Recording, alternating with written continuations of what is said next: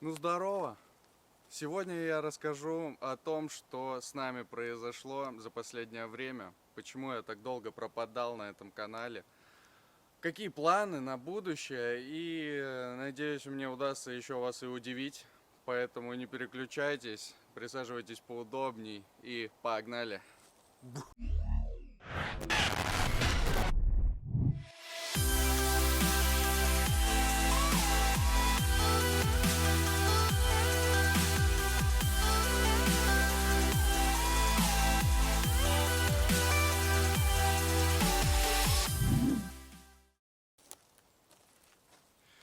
Ну и первое, с чего хочется начать, это наше возвращение в Россию. Да, мы здесь. Не знаю, радоваться или сожалеть об этом, но это как бы новая страница в нашей жизни. И надеюсь, это откроет новые возможности для этого канала. Многие из вас начинали меня смотреть с тех пор, как я начал рассказывать о путешествиях, снимал влоги для вас в обычном лайфстайле. Но теперь, наверное, я все-таки изменю немного формат. Дальше расскажу, каким образом.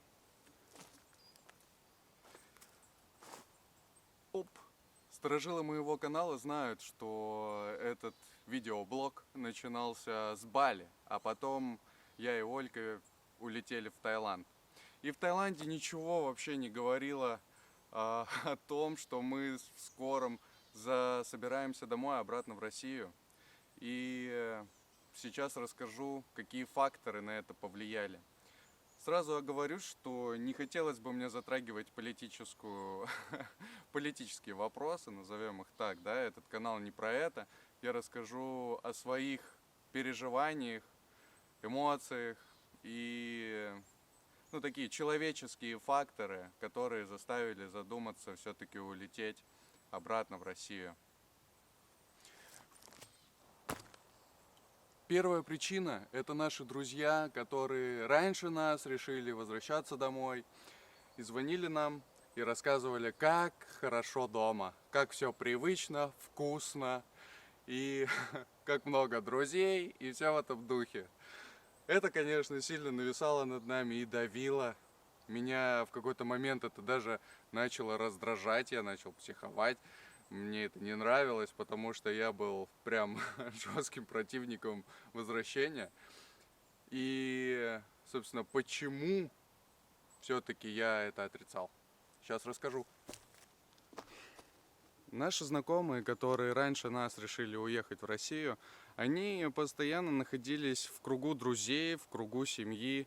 И им, естественно, быстро пришло вот это чувство печали и грусти, скуки по своим родным. Но в моей ситуации мне было сложно это осознать, потому что я даже в России жил уже достаточно долго, далеко от своих родственников и друзей. Поэтому меня это не пугало, я не понимал, что случилось, что вообще, почему они так быстро хотят уехать домой. Но спустя какое-то время, когда уже прошел почти год, это как раз тот срок, когда там, я ежегодно навещал свой дом, свой родной город. Вот. Ко мне начало приходить такое же чувство, и я, наверное, начал немножко сдавать свои позиции, все-таки захотелось ехать обратно, захотелось увидеть маму, друзей, и Ольки тоже. Те, кто смотрит меня давно, знают, кто такая Олька. Ну и, собственно, когда мы решили выйти там прогуляться, да, начали обсуждать этот вопрос, и как-то быстро, единогласно мы приняли решение, что пора покупать билеты и рвать домой. Ну, мы так и сделали, купили билеты. Но это всего лишь первая причина. Сейчас расскажу еще о двух. Причина номер 2 – это курс. Естественно, куда же без него? Потому что летом он подскочил, ну, не то что в разы, но очень заметно. Для людей, которые получают зарплату в рублях, но это стало крайне невыносимо терпеть. И, ну, нам тоже это игнорировать было невозможно. Мы думали, что с этим можно сделать. Я не скажу, что у нас были какие-то проблемы финансовые, но когда ты платил за квартиру там 20 тысяч рублей в месяц, а спустя 2 недели тебе нужно было заплатить уже 30 тысяч рублей, и это только квартира. Мы за скобки выносим продукты, всякие ежедневные, ну, необходимые товары, да, которые ты покупаешь в квартиру, моющие, чистящие, еду и все в этом духе. Это было игнорировать сложно. Поэтому это вторая причина, и я считаю, она очень важная, которая все-таки повлияла на наш переезд. И, естественно, у нас были какие-то накопленные средства, которые позволили бы нам оставаться там еще какое-то время. И это как раз медленно перетекает в третью причину. Сейчас я ее вам расскажу.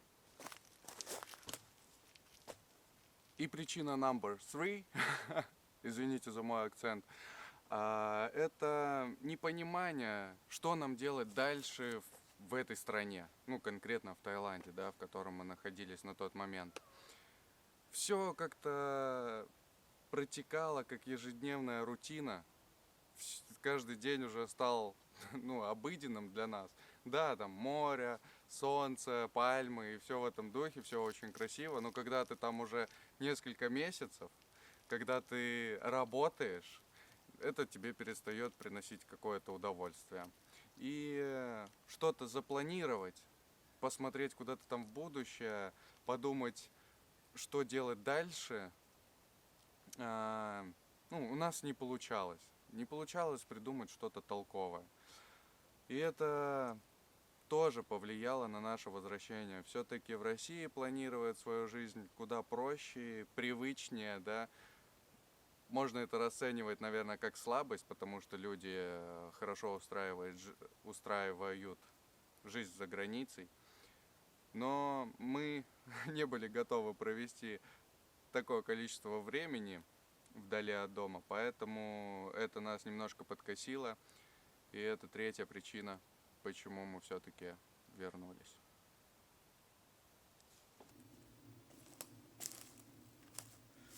После длительного перелета, когда мы вернулись в Россию, нам было сложно осознать, как нам этого не хватало. Первым делом мы встретились с нашими друзьями. Кстати, хочу их поблагодарить за то, что они нас приютили. Это было нам необходимо после, наверное, сутки почти мы летели. И это было сложно для нас. Первым делом, когда мы выспались, мы поехали, встретились с родителями, встретились со всеми нашими друзьями. Это было чудесно после такой долгой разлуки. Ну а потом мы начали реализовывать наши планы, которые мы обсуждали еще в лаундри в Таиланде. Кстати, лаундри — это прачечная по-английски. В лаундри с Олькой мы начали планировать, что мы все-таки будем делать в России. И меня, наверное, очень давно начали интересовать тачки. И контент, потребляемый мной на Ютубе, он про автомобили. И я не мог проигнорировать это. И все-таки, вернувшись в Россию, я подумал, что нужно заняться автомобилями, машинами, моей страстью. И теперь готов вам представить мою новую тачку. И сейчас буду рассказывать, что в итоге с ней будет. Погнали!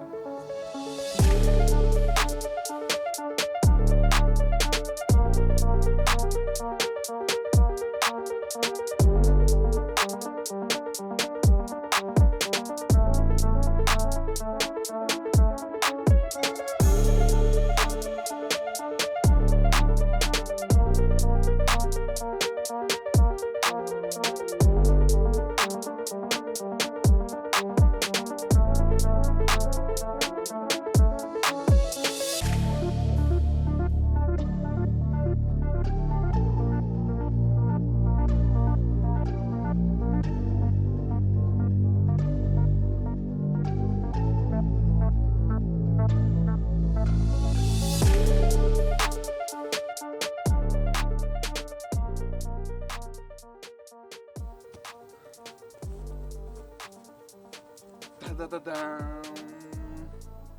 И это Гольф шестого поколения, 1.4 турбо, 122 лошадиные силы, семиступенчатая коробка автомат. Коробка автомат, да это робот, это же ВАГ. Ну дебил, ё-моё. Я хочу глобально из него сделать Air Golf. Это воткнуть туда новый мотор 2-литровый, поставить сюда полный привод, всю внутрянку заменить, прочиповать, все дела сделать. Короче, воткнуть Вася и нагибать все тачки на районе. Благо я живу в маленьком городе, и у меня наверняка это получится.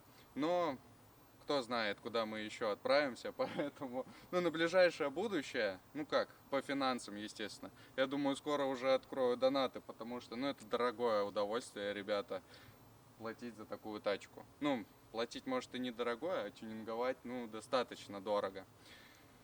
Поэтому, я надеюсь, вам понравится. И про путешествия я не собираюсь забывать. Все-таки хочется путешествовать, продолжать это дело. И как-то далеко в молодости, ну, я не считаю себя старым, но где-то там несколько лет назад я думал о том, что на тачке нужно исколесить всю Россию. И вот она тачка, я в России, поэтому будем смотреть города в нашей стране, будем познавать новое и ездить на ней. Может, найду какого-нибудь активиста, который будет ездить со мной, это будет, наверное, гораздо интересней. Ну да ладно, это посмотрим. Но у меня уже запланировано одно из таких путешествий. И в скором будущем мы поедем кое-куда, кое-на что, кое-чё, кое-чего того, короче. И подписывайтесь на это все. Ну и подписывайтесь на канал, чтобы не пропустить. Видос должен получиться пушечный. Я уже даже и по оборудованию кое-что докупил новенького, чтобы вам было интереснее за мной наблюдать. Не пропускайте новые видео. Может быть, они будут выходить немного пореже, но я думаю, в качестве они прибавят. Я буду стараться еще сильней в разы. Погнали дальше. Ну и как итог, я углубляюсь в автомобильную тематику. Теперь буду снимать контент про тачки. Надеюсь, вам новый формат зайдет, понравится. Кстати, еще про влоги я забыл добавить. Про влоги никто их не отменял. Я буду снимать. Ну, естественно, конечно, будет теперь у меня главный герой, о котором я буду все чаще и чаще рассказывать. Ну и, наверное, это все. Давайте закругляться. Всех обнял, приподнял. Рад, что вы со мной. Спасибо, вы самые ценные мои подписчики с самого начала. Всех люблю, целую. До новых встреч.